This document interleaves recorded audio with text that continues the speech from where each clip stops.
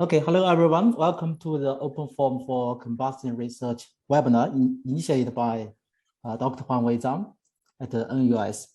I'm Wang Han from Beihang University. Today our speaker is Professor Venkat Raman from the University of Michigan Ann Arbor. It's my pleasure to introduce Venkat. Professor Venkat Raman received his PhD from the Iowa State University in 2003 in the Department of Chemical Engineering, I think supervised by Professor Fox. He was a NASA Center for Turbulence Research postdoctoral fellow at Stanford University from 2003 to 2004, and a research associate in the Center for Integrated Turbulence Simulation from 2004 to 2005. From 2005 to 2014, he was on the faculty of Aerospace Engineering and Engineering Mechanics Department at the University of Texas at Austin, initially as an assistant professor and later as tenured associate professor. Raman received an NSF Career Award in 2008, a Distinguished Paper Award at the International Combustion Symposium in 2013. Also, he just received the Research Excellence Award from University of Michigan this year. He was also elected fellow of the Combustion Institute in this year. Congratulations again. Today, his talk title is Heterogeneous Computing Based Scalable Solver for Low and High Speed Turbulent Combustion. Okay, the floor is yours. We can start. Thanks, Wang. Thanks for the introduction. Wang did not mention he did work with me for a few years while he was a PhD student, and so he was at Michigan in this office not too long ago. All right. So as Wang mentioned, I want to let me go back. I want to talk about using Openform on modern supercomputers, and to us, Openform is a very useful tool because before we started working with this solver, the kind of geometries that we could simulate, the kind of problems we could look at were very limited. We could do only canonical flows, channels and pipes and so on, right? Turbulent flames and things like that. So Openform really opened the door to look at more complex geometries pretty easily. But it was a process. I mean, if many of you, I'm sure, use Openform day to day in your research, and it can be very frustrating to use it. The solvers may not always be stable, even though a lot of the the underlying core is abstracted out, and you only have to program small pieces of it. As researchers, we want to have more access to what goes on underneath also. And trying to understand that logic underneath is not always easy, because that's the price we pay for the abstraction. It's a complex code. Now, this is all okay if you're dealing with smaller problems, or you're just trying out different ideas. So the baseline solver is very good. If you want to make some adjustments to bring it in line with academic ideas about turbulence and so on, you can make modifications. So we have done this for low Mach number flows, and that's something we can certainly do. But the main issue is that if you want to deal with practical flows, they are complex, unsteady, and reacting. And as a result, you have to make them work on supercomputers. Essentially, it has to scale. And this is the main issue I want to talk about. So we work on many different problems, and this is a range of topics that we work on. The focus goes from low Mach number flows to very high speed flows. And in all of them, they're turbulent, it's reacting, and they're all unsteady flows. Okay, and this is the scope that we want to look at. Now, typically, the flow solvers are divided into two parts. The low Mach number solver, if the Mach number is less than 0.3, you can remove acoustics, and then you can solve low Mach number flows. And that's a different part of the solver. I'm not going to discuss too much about it. Instead, what I want to focus on is the high-speed solvers. and how to make them scale on this new era of supercomputers. So instead of talking more about OpenFOAM, I'll talk more about the machine, because that really dictates how we write the algorithms and so on. So I want to give a brief overview of how supercomputing works and what has changed and how we had to adapt the solvers for these applications. So, you know, many of you, I think, including Wong, wouldn't have seen these kinds of machines. When I started doing research, you would have supercomputers that look something like this. You know, you will, they're very big machines. And if you see the numbers at the bottom, there's these numbers, it says gigaflops or things like that. So flop stands for floating point operations per second. Is how fast you can do computations. And, you know, as an example, if you have a modern smartphone that's about, you know, 10 times or 100 times more powerful than these supercomputers, right? So that's how much we have progressed. And we always focus on this gigaflops or the flops because that tells us how fast we can execute a set of instructions.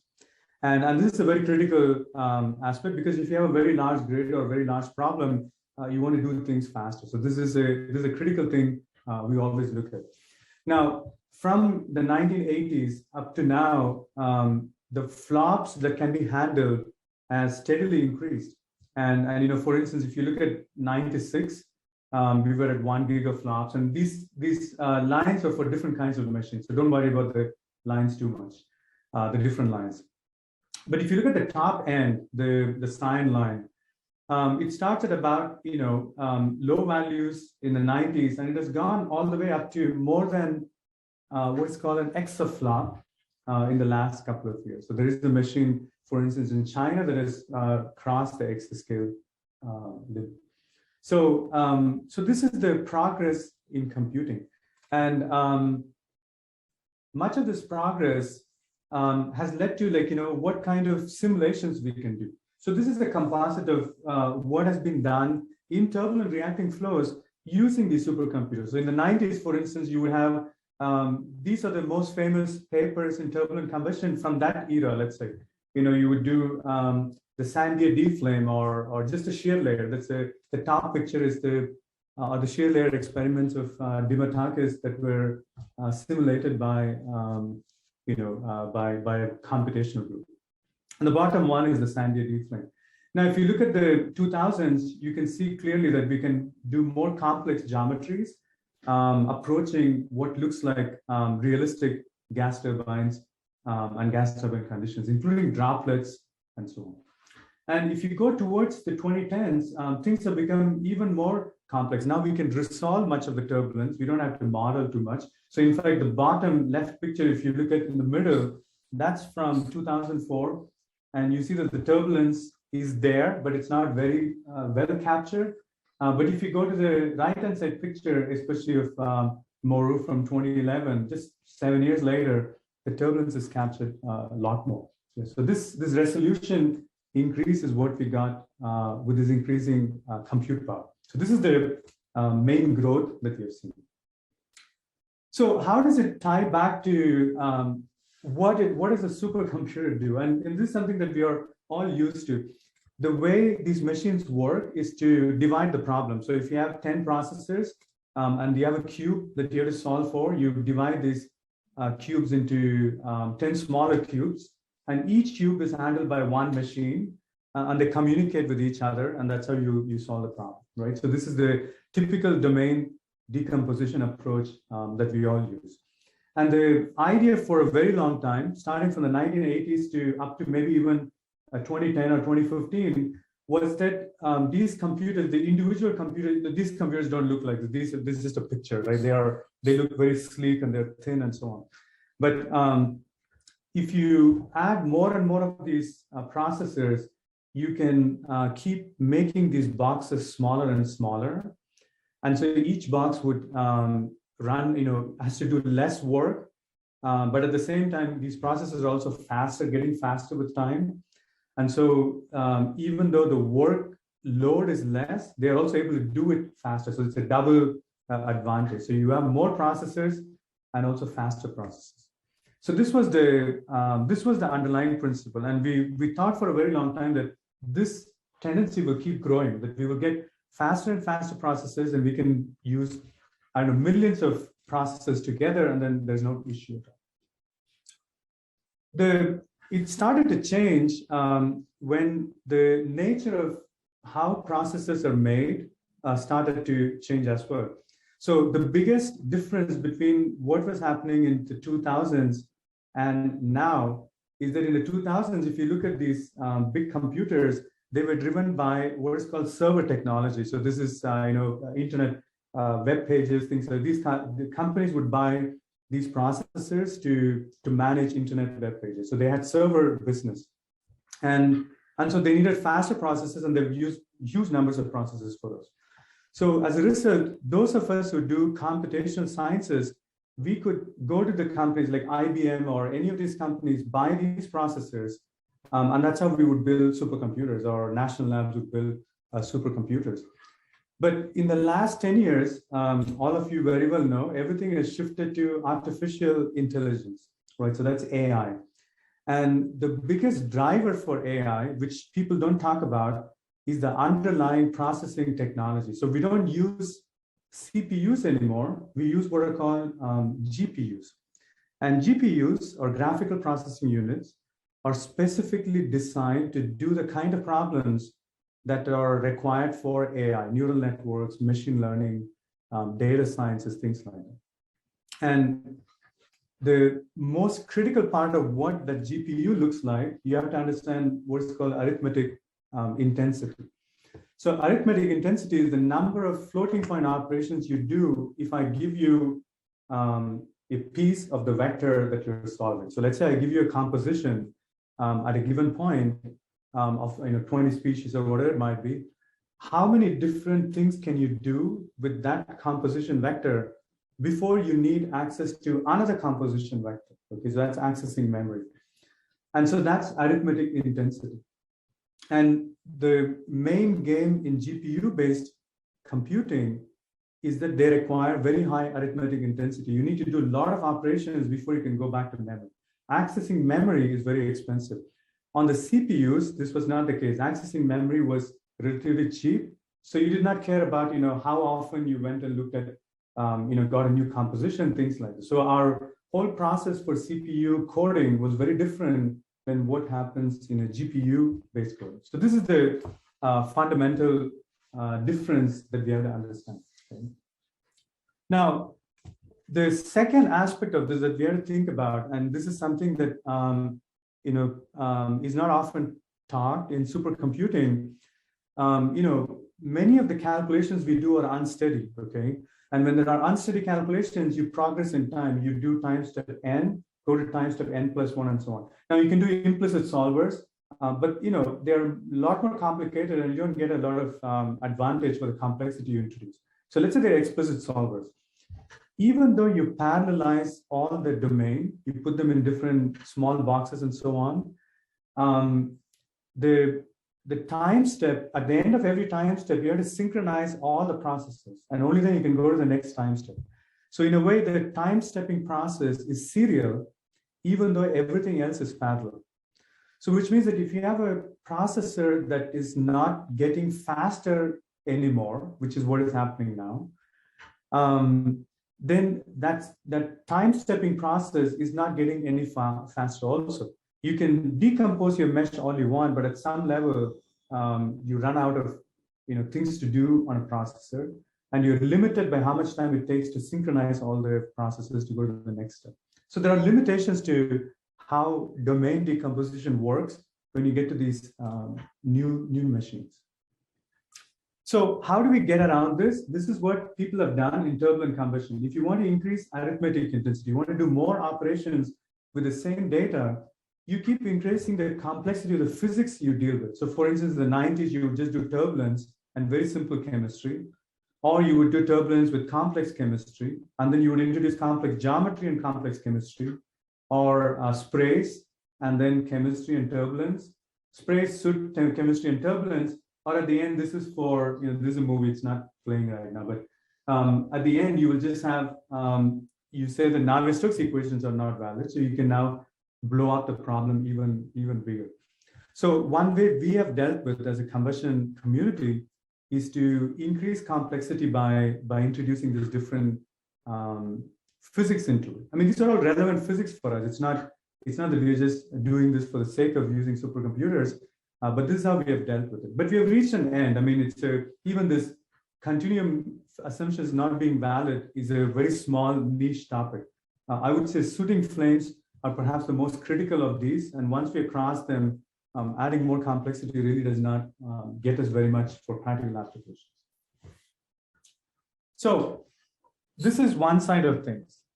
Going back again to supercomputing, the main reason we don't see CPUs dominating what's happening now is also because of their power consumption. So if you just think about using many processors to build these supercomputers, you can see that the power requirements keep going up like really fast. I mean, if you want to do 10 power 6 gigaflops, which is only 10 power 15 flops, it's a petaflop, right? That already requires, the power that comes from a small power generation plant, 300,000 kilowatts. So it's not a small ask. So if you want to run these big machines, you end up consuming so much power that it just becomes impractical to even think about providing that much power. The other issue, most of the codes we use, they are not efficient. They might scale, which means that if I use more processors, they use less, they do the same work in less time, but doesn't mean that they have reached peak capacity. They're not utilizing all the computing power of the CPUs. So if you look at this plot, there's the real application, there's a gap. It's not reaching very high efficiencies at some point. So we're not optimizing our solvers for the hardware. So this is the fundamental issue. So what's happening now? So this is just in the US, and I'm sure around the world, there are similar attempts being made. So for the US computing systems, the most prominent one we use right now is called Summit. It came in 2018. It came online in 2018. So it's a bit of an old machine at this point. And if you see at the bottom, this is the main thing.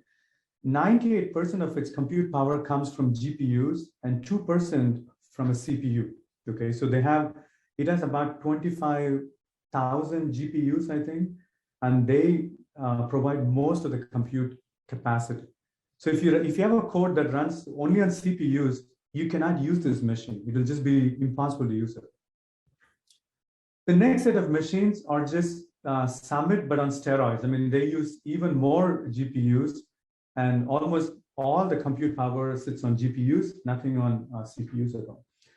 And so whatever we do, whatever codes we write, if we do not make it work on GPUs, then we cannot utilize any of these machines. So we are at a critical stage. It's no longer about whether our codes are efficient. We simply cannot run our codes on these machines if we keep writing them the same as domain decomposition-based methods.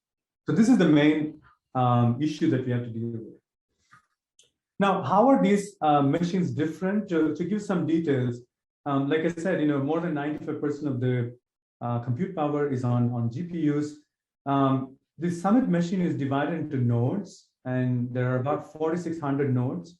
And each node has 6 GPUs and 42 CPUs per node. Now, it looks like there are a lot of CPUs, but these CPUs are not very powerful. So they're just there to do minimal work, but they cannot do a lot of computing.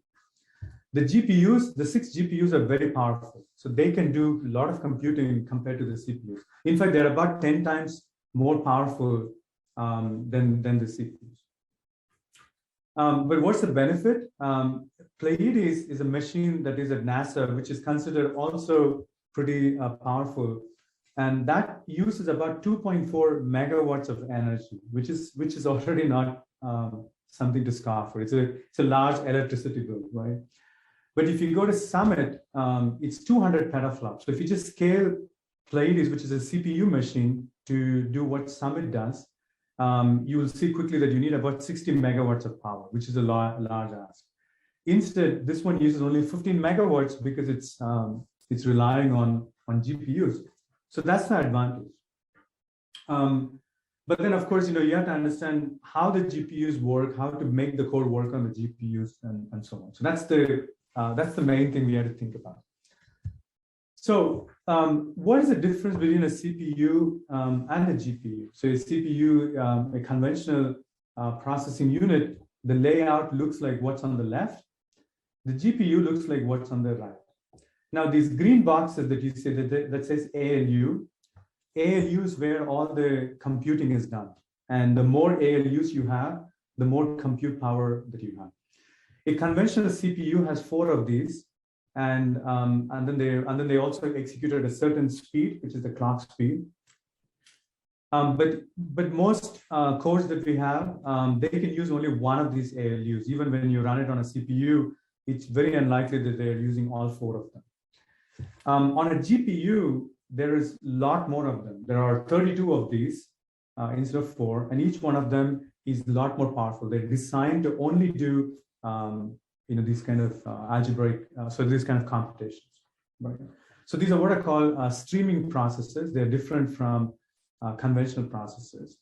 And the idea behind streaming is that you do many operations simultaneously, what is called concurrency, rather than waiting for one operation to finish before you do the next one. So for instance, you can have, if you have a loop over 1,000 different indices, you can do all of them at the same time rather than doing one after the other, which is the vector notion of CPUs.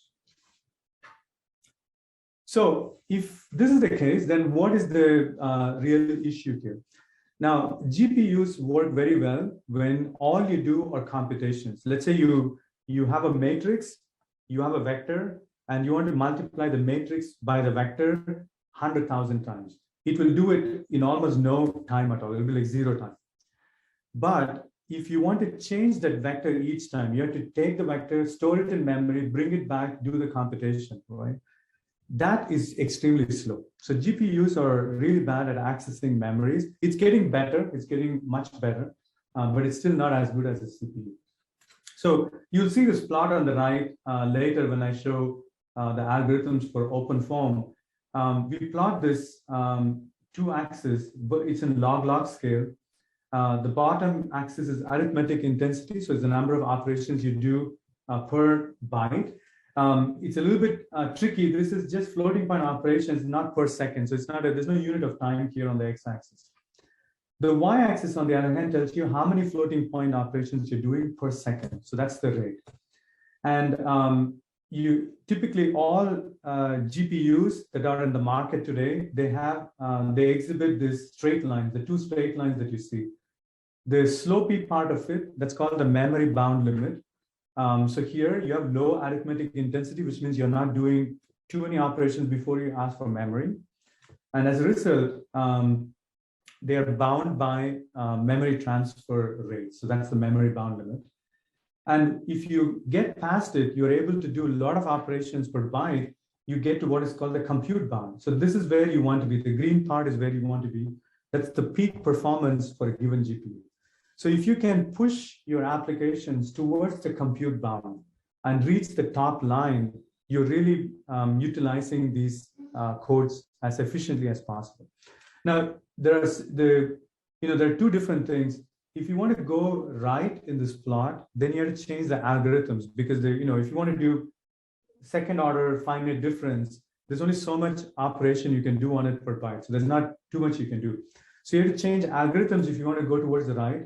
If you want to go upwards, you need to make each operation efficient. So you have to rewrite loops, revector them, things like that, right? So these are the 2 things we have to do. Now, this is the only Openform part that I'm going to discuss today in terms of the codes. So those of you who write Openform code, you're used to having statements that says, compute flux or things like that. At that level, you cannot execute them on the GPU because they're written with loops in mind that are that only abstract the language, but it's not optimized. So for instance, most Openform loops are written as loops over cells. So if you have 1,000 control volumes, it will go through 1,000 control volumes. But this is not optimal for a GPU. So what we did was to rewrite all the underlying Openform loops to make them loop over faces, not over cells. And if you do that, you expose a lot of the parallelism, because in general, if you really think about it, if you have a two-dimensional control volume, right, there are four sides to it, four faces, but only one control volume. So which means that in a GPU context, you can compute all four faces at the same time, because that's concurrency, rather than going over each control volume and then looping over the four faces, which is very limiting. So I give you examples of how these codes look. And I have to say, frankly, I do not know how to write these codes. My students write these, and they gave me these examples. If that's all I know about how these codes look. But you have to do this for each one of the sub-processors. And then you have to make sure that the boundaries are properly handled, the overlap between the boundaries are handled, and so on. So there are some peculiarities there, and it requires some effort to do this. But this part of vectorizing the code for a GPU, especially the OpenFOAM code, is necessary. If you do not do this, we cannot get to the next step of making things work. So this is very critical. So once you do this, we can do scaling studies, and you see the x-axis, that's in log plot, but using the number of GPUs that are there. So the largest I show here is about 6,000 GPUs. We've done bigger calculations, but it's just not on this plot. And the one thing we noticed, so both plots show you scaling, but if you look at the bottom plot, that's also number of GPUs used, and the y-axis is normalized scaling. But what we have done here is to change the number of cells we have, when we do the problem, the total number of cells in the problem, right? So if you do that's what is called strong scale. Now, if you do this, what we find is that each GPU, if you don't give the GPU enough work, you end up losing efficiency. So you cannot scale if you don't saturate the performance of each GPU. So which means that if you don't provide for this particular GPU on Summit, and for the code that we use, you need about 200,000 cells given to each GPU. If you give anything less than that, then the performance drops significantly.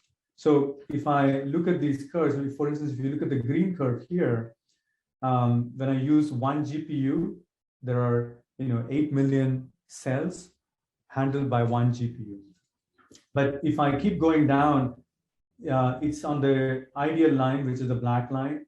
But once it goes past, the 200K cutoff, then you see that the performance drops very quickly. So it doesn't do anything beyond that. Because once you go past the saturation limit, you give too less work to each GPU, you spend more time communicating and less time doing the calculation. So you don't really get any speed up after that point. So when we think of GPUs, we have to think about saturation. How much work can we give to each GPU so that we don't worry about the communication time being the limiting factor? Okay, so this is the lesson that we learned. But if you do chemically reacting flows, it's very obvious immediately that most of the time is spent doing chemical source term evaluation. This is the biggest bottleneck. So even with all our GPU codes, we spend about 80 to 85% on chemical source terms, and the other 15% on everything else, boundary conditions, communication, whatever else you can think of, reading and writing data, stuff like that. So chemistry is the most critical part of this. And so we need to figure out how to write chemistry on a GPU, right? And this is the main thing. There are a lot of attempts for this. There are many papers on this. But they are all, to me, very unsatisfying. Okay, so there's a fundamental limitation in how we deal with chemistry that we have to overcome. So I'm going to take out everything else and focus on this set of ordinary differential equations, because when you do any CFD calculations, we use triangle splitting, and we do the ODE, and then we do the convection and diffusion steps. So anyways, this is what we are solving for in every code. So there are a set of species, and then there is the chemical source term that is given by this kinds of mechanisms, and all of you are very familiar. Some of you have developed mechanisms, so we all know how these things work. So it's complicated. It has Arrhenius chemistry. It has all kinds of species in it, and so on.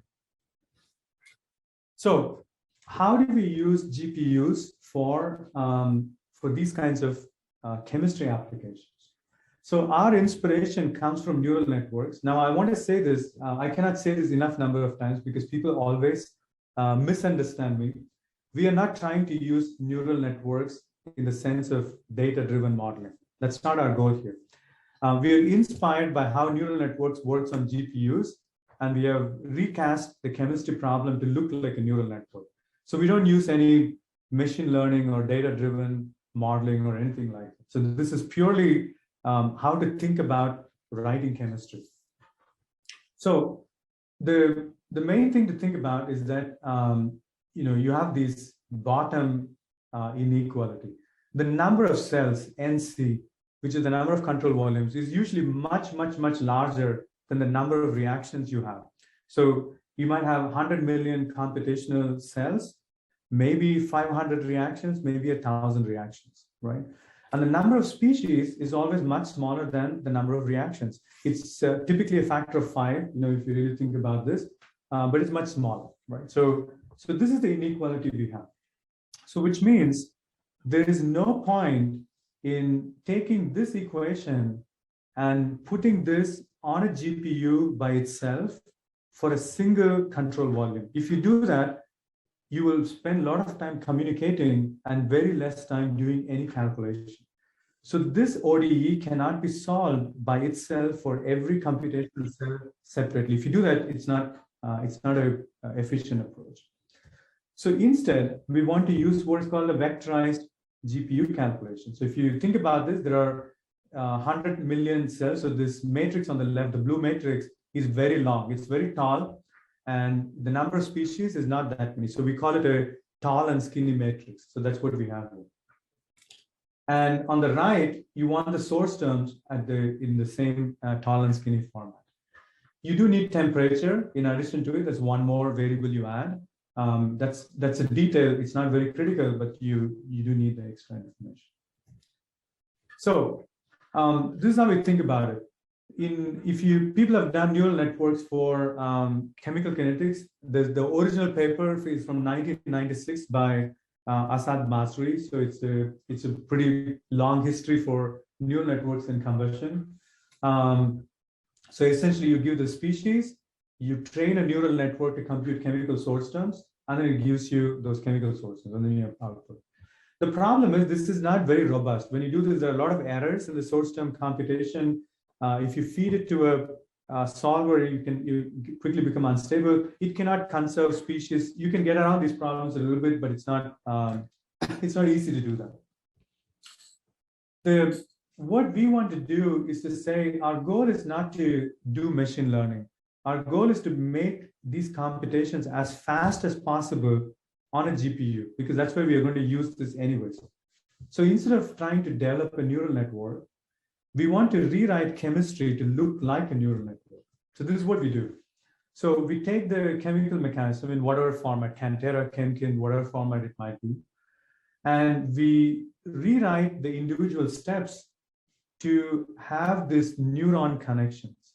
And if you've seen any neural network picture, you will see these connections. So the black dots and the gray dots, these are the neurons, the inputs in the neurons.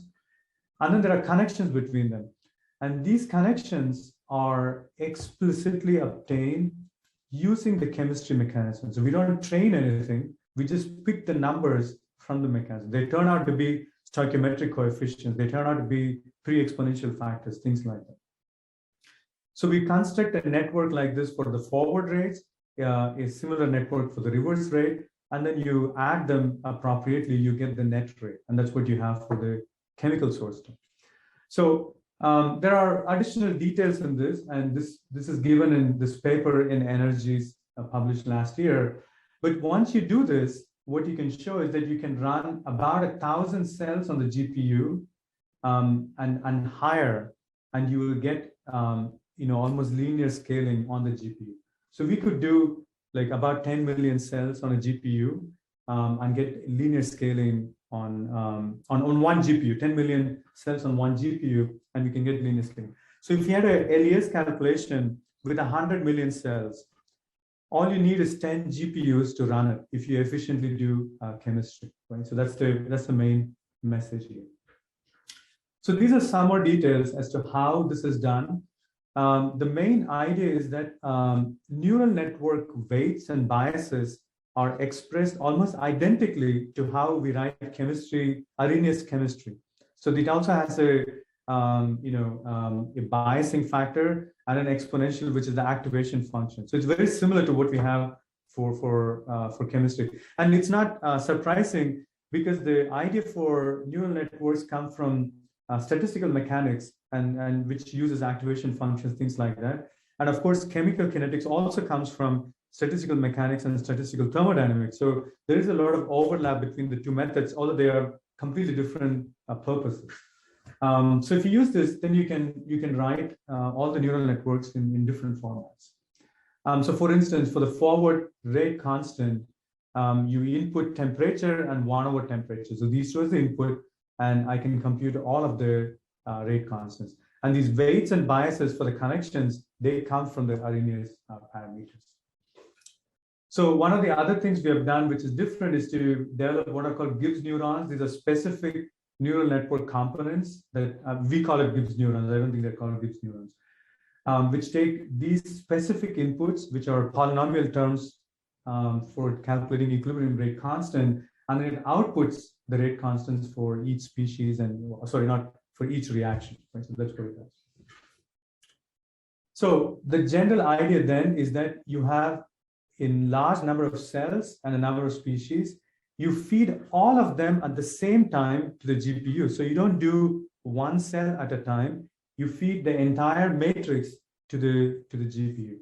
And then it computes using what is called small batch multiplications to get the output as a source term. So that's the essential idea. So once you do this, I told you before about arithmetic intensity. And so again, this is performance in gigaflops per second in the y-axis. And the x-axis is arithmetic intensity, which is number of flops per byte. And what we see is that as you increase the number of cells, you start hitting the upper bound, which is here the memory bound. So if you had a more complex chemistry, let's say you had thousands of reactions and hundreds of species, it will move everything towards the right because that's increasing the workload for a given set of species. And then it will reach the compute bound limit, which is at the top. But this is one of the first floating point operation based codes which shows scaling of up to teraflop on a GPU. So you see that the 10 power 3 is a critical limit. So there's 1 teraflop on a single GPU. So if you had 1,000 of these, you get 1 petaflop already, which is a very small machine to reach petaflop. So once you optimize the chemistry, you can get to these kind of scalings. These are, again, some more ideas on how to do this. The details are not very critical, but this is how we structure the whole code now. So we have a chemistry code and a flux code, which are separate libraries that compute these quantities. And these link to any reacting flow solver. It doesn't have to be OpenFOAM. We use OpenFOAM because it's easy to do complex geometries.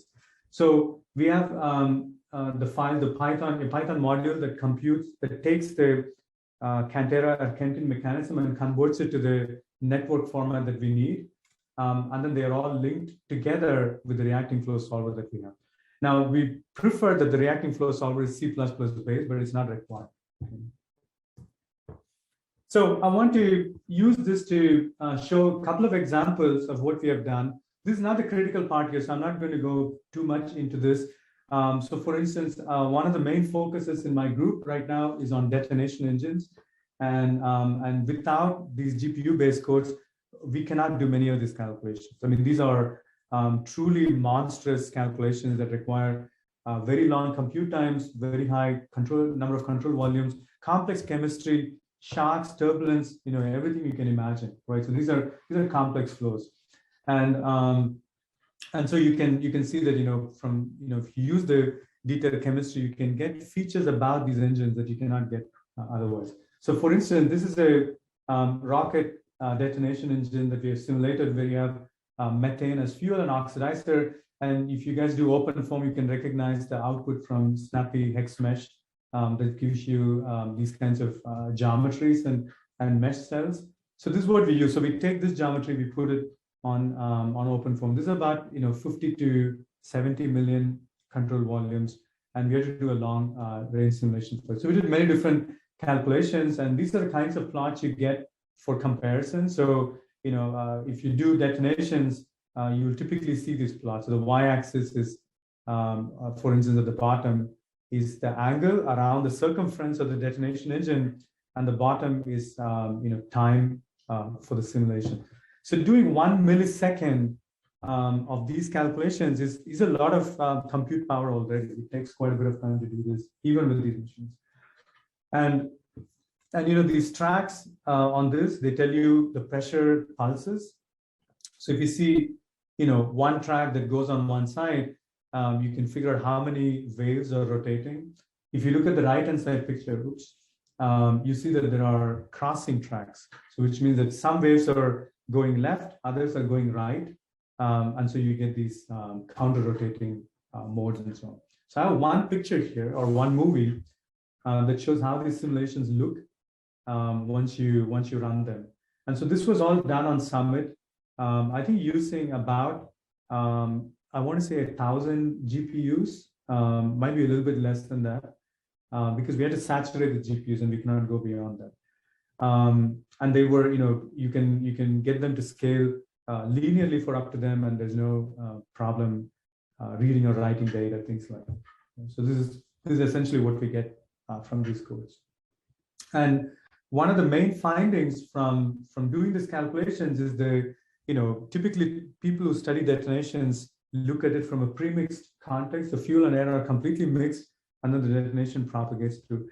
But in detonation engines, it's a mixing limited detonation where how much mixing of fuel and air you have determines how strong the waves are. And so that feature you can get only doing these very complex calculations of the actual geometry. So the middle picture shows equivalence ratio and how it varies as the wave goes around a particular location. So this is mostly what I had, and I wanted to stress the point that to get to these applications using OpenFOAM or any such solver, you need to really think about how the hardware is evolving, and especially with GPUs, we have to rewrite much of the code to get there. At this point, for instance, our chemistry solver, it's made fully available. So if you're interested in using the GPU-based chemistry solver, you can write to me, and then we can send you the different universities. We work with KAUST, for instance, and they use this solver, and there are other groups within the US that use it. So this is a openly used, openly shareable solver at this point. The other one we are preparing for the OpenFOAM itself, there's a lot of tuning. I mean, we are not there where we're comfortable sharing the code and telling you that it's going to work. So we want to make sure of it before we share it. So that's where we are. So this is all I had. Thanks for your time, and I'm happy to take any questions you might have. Okay, great. Thanks, Venkat, for the very nice presentation and the very insightful talk. Okay, let's move on to Q&A session. So far, we do not have received any questions. Maybe this is very different talk regarding machine. Maybe I can start. I have two questions actually. The first is regarding the GPU. From the industry perspective, they just want to very fast solution, maybe very low cost calculations. They really want to get the solution from the, maybe personal computer. They do not want to use HPC. That's right. But from the academia perspective, we want to, use direct numerical simulation. We want to perform LES. So we need the HPC, we need GPU, we need OpenFOAM or other things. So can you give some comments regarding the contradictory between the academia and the industry? You make a very good point, Wang. I think it's when we think of these large computations, it's usually done at universities, right? We're not talking about industry codes. But yeah. there's a difference between the two, even within.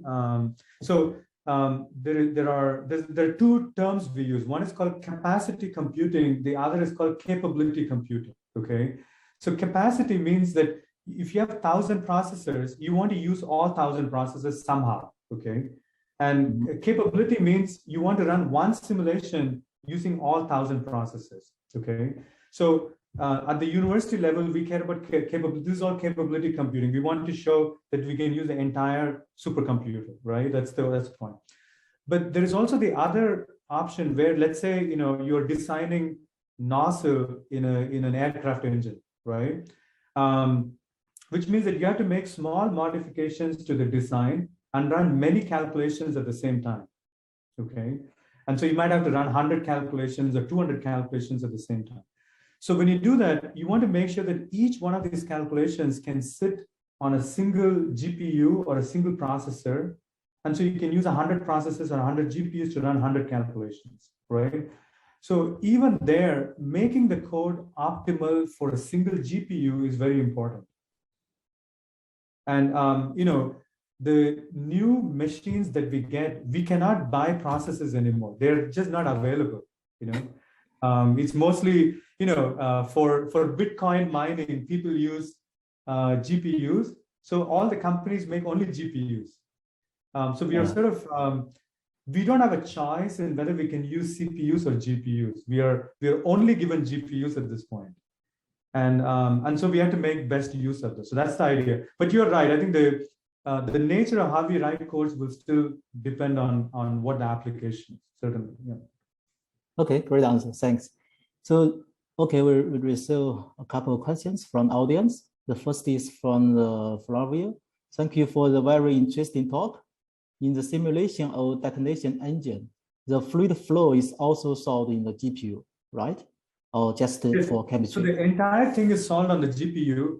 The CPU is used only to communicate data between the MPI domains, and also to read and write files. So output files, things like that. So the CPUs spend almost no time, and the GPUs spend almost 95% of the time I spend on the GPUs, essentially. Yeah. Okay, thanks. So next question is from Dr. Huang Wei Zhang. So in the RDE case, is the field hydrogen or more complicated field? So so we have done many different fuels. You're right that for hydrogen, if you use 9 species, it's no cost at all, right? It's very simple. We've also done, for instance, ethylene, which is a little bit bigger, methane, which is a lot bigger, like 40 species or so. And now we are doing calculations that are about 120 species total. Okay. For instance, it has NOx chemistry, things like that. So it's a lot bigger. So when you go to more and more chemistry, clearly it becomes a lot more expensive to do it on a CPU. Yeah. Okay, yeah, good. Just follow up on this question. Actually, I have no idea about GPU. I just wondering. So regarding the GPU efficiency, is it sensitive to the field chemistry or the numerical scheme, something like that? For example, for you mean the running it on a GPU or for the scaling, for GPU scaling? Okay. Yeah. So the scaling depends on how much work needs to be done. So let's say you have, there's a paper. I'm thinking, I think it's from Jackie Chen at Sandia when she gave a plenary talk. It says the number of species on the x-axis and the number of reactions on the y-axis, and the slope is 5 times number of species, right? Something like that. So if you have 20 species, you'll have 100 reactions, things like that, right? So if you, but 100 reactions implies 100 squared set of calculations, because you have to, there are many interactions now that you have to calculate. It's not 5 times more. So if you go from 100 reactions to 200 reactions, it's not twice the work. It's actually 4 times the work. Okay. So when you increase the number of species, the work required to be done to compute chemical source term increases quadratically, not linearly.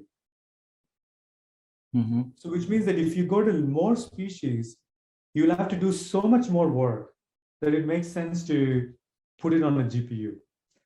On the other hand, if you have only 2 species, if you have managed to reduce it to 2 species, you should run everything on a CPU. GPU is not useful anymore. Okay, understood. Thanks. So next question is from Professor Wei Yao. It may be a lot of workload to convert our current solver to a GPU version. So is it possible to develop a universal underlayer OpenFOAM library? So the way we have thought about it, let me think about it differently. Okay, I think of, to me, OpenFOAM, what it does for me is to read a complex geometry, create the arrays for the velocity, all these vectors, right, and store it. That's all it does for me. And then it outputs the data to in a format that I can read it in TechPlot or some other software, right? So this is what it does. But once the geometry is read in, I can do the solution any which way I want. I don't have to rely on OpenFOAM's solvers to do the calculations. So the way we have thought of this problem is to say, we will use OpenFOAM to read the geometry and create the velocity and species arrays and everything. And all the solution will be done by our library, which sits outside of OpenFOAM. So it's a separate library. So we have created a separate library for chemistry the same way. So there's a flux library and a chemistry library.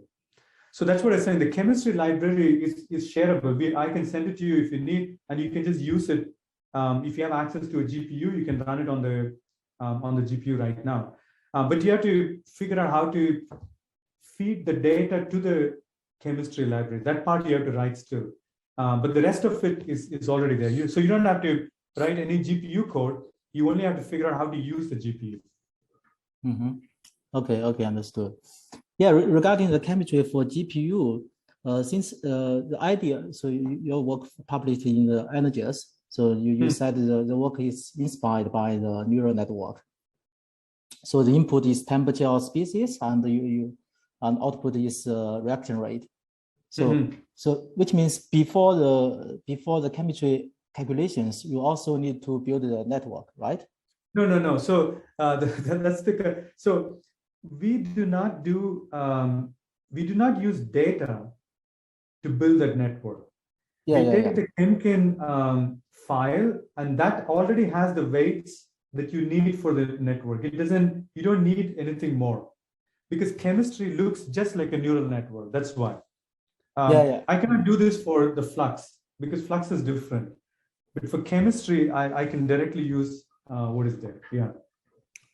I know. So you just have a weights or neural from the chemical mechanism file, but you have to create the network based on the chemical mechanism file. That's right. Yeah. Okay. That's what so we have a Python module that takes any mechanism that you give and then converts it to this network. And then now you have the network written that way. And that's what is used in the chemistry solver. Okay. Yeah, very nice. So we have another question from Dr. Lee Sampen. Thank you for the great talk, Professor Raman. I'm not quite clear about the vectorized GPU evaluations. According to my understanding, all the calculation of variables such as temperature, flow velocity, concentration of species are already vectorized in OpenFOAM. Is that correct? That's exactly right. So the species and everything are vectorized in the sense they are written as a vector, okay? But the calculations are not done in a vector form. So what I mean by this is that, so let's say you have only 4 control volumes. And so 1, 2, 3, 4 numbers in a vector. What OpenFOAM will do is it will have a loop that goes through all 4 variables. So control volume 1, control volume 2, one after the other, and it will compute fluxes and things like that. That is not vector computation. Vector computation is saying, I have 4 cells, and I'm going to do all 4 cells at the same time, right? And so there is no loop over each cell. It's the loop over the entire set that you have. So that is not done right now. And that's what we have changed for the GPU calculation. Okay, thanks. So next question is from Boston Wang. Professor Raman, thanks for your great talk. Could you please give more comment on the strong scaling performance of GPU computation in your presentation? Do we need to worry about the overall computational speed? So if you go to the main idea is that you want to do these computations very fast. That's the idea. We do not care if it scales strongly or weakly. That's that's something maybe the people who run the supercomputers care about. But as researchers, we just want the results very fast, right? So that's our goal. What we find is that if you take a CPU code, the OpenFOAM code that we have right now, let's say, with no modifications, you put it using MPI-based decomposition on a CPU and you run it, it takes about 5 times longer longer computation than what you can do using GPUs, equivalent amount of GPUs. Okay, so if you had 1,000 state-of-the-art processors, I can use about 30 GPUs and get the same performance. Mm-hmm.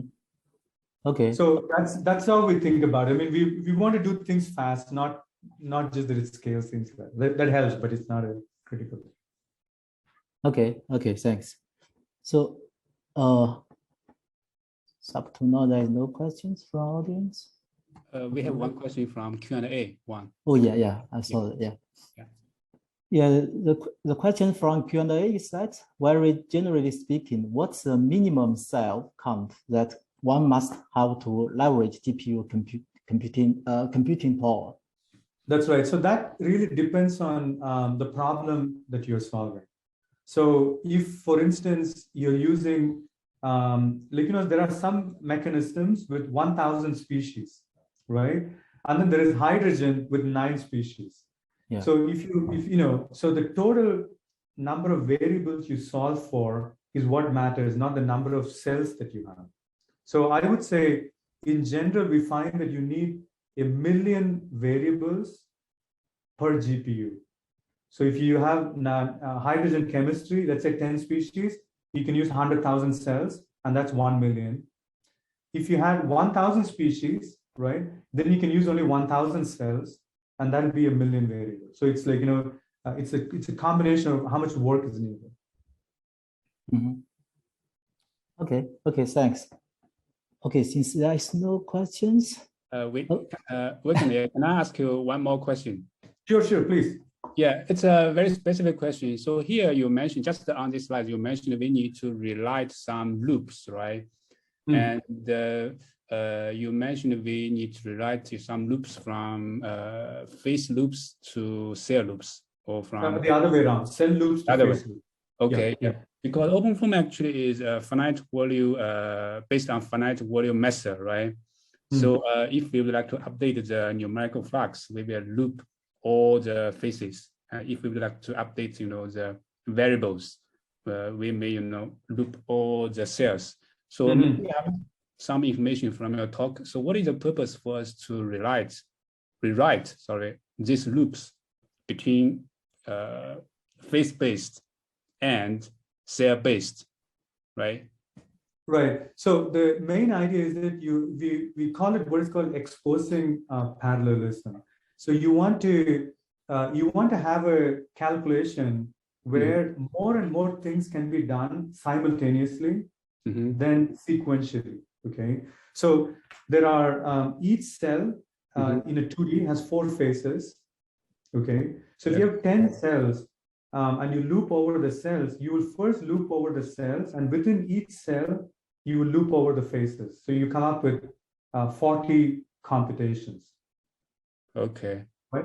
So instead, if you loop over the phases directly, then the parallelism is over the phases and not over the cells. So things can be done more simultaneously than if you just did it over the control volumes.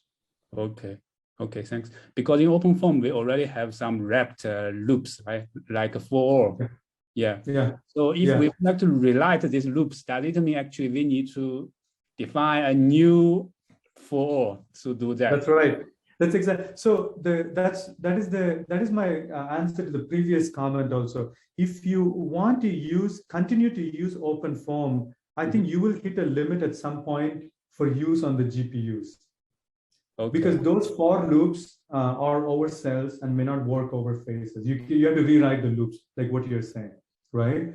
So, but that's a choice you make. Let's say, it all depends on, we have research projects, we have to deliver on the research projects. If you have 10 years, we will rewrite everything, right?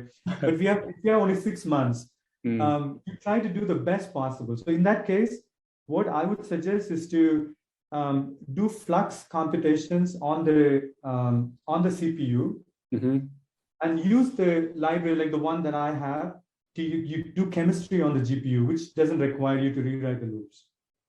Okay. Okay. So then you sort of you leverage what you have. Yeah. Okay. So what is the workload? I think this was also asked by Professor Wei. So what we have found, this is something we constantly work with, and Wang is very aware of this. So before we had a low Mach number solver, and which was energy conserving solver. So we wrote it in Openform, and we wanted to share it with different groups. And what we found was that it takes about a couple of months for our group to train the other group to use it. So simple things like the versions don't match, or the students have to go take an exam so they cannot work on it. Things, very practical things. It takes some effort, right? Yeah. And same way for the GPUs, the person working on it should know what a GPU is, how to access the GPU, how to run codes on it, and so on. Once they know that, it's easier to use our code to change it. But if the student does not know what a GPU is, it's going to take a lot more time to learn it. That's the workload, really. Yeah. Yeah. Okay. Okay. Yeah, I understand. Okay. Yeah. Thank you very much. Thanks. Yeah. Okay. Yeah. Since there's no further questions, okay, time is up. So maybe we can, maybe we will thank Venkat again. Okay, thank you everyone for attending the Openform for Combustion Research webinar initiated by Dr. Huang Weizhang. Okay, thank you everyone. Okay, thank you, Venkat. Thank you so much. Yeah, bye-bye. Thank you for a very nice talk.